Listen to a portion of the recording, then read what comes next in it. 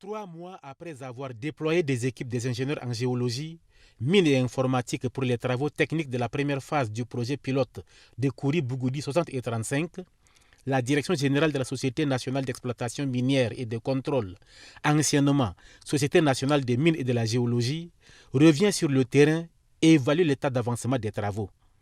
Mais avant, le directeur général Adam Nouki Sarfadine et son adjointe Khadija Hassan Abdoulaye ont tenu à expliquer aux autorités administratives, les responsables militaires et chefs traditionnels, la mission, le rôle de la SONEMIC ainsi que les attentes du gouvernement. Ce projet pilote permet la réorganisation du site, le recouvrement des recettes de l'État, le rétablissement des provinces productrices dans leurs droits à travers les 5%, ainsi que d'offrir aux opérateurs économiques de travailler dans des conditions décentes en vue d'une exploitation optimum dans l'intérêt de tous. Il faut que les gens comprennent que les richesses minières, les richesses du sous-sol appartiennent à l'État.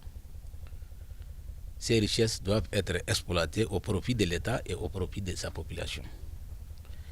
Il n'y a pas de zone de non-droit et il n'y aura pas de zone de non-droit. Toutes les zones, tous les sites aurifères sont de la responsabilité de l'État de réorganiser et d'exploiter. Et le chef de l'État nourrit beaucoup d'ambitions pour ce secteur et nous avons une vision d'ici 2035. Nous voulons que notre pays non seulement devienne un pays producteur de l'or, mais un pays minier par excellence.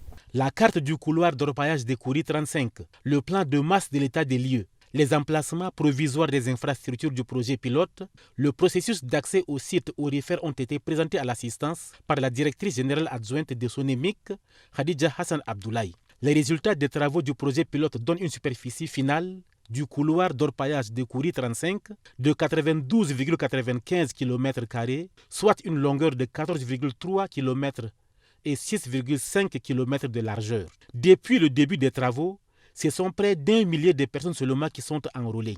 La directrice générale adjointe de la SONEMIC fait savoir à l'assistance la poursuite de la délivrance des cartes d'accès au site aurifère avant toute attribution de parcelles.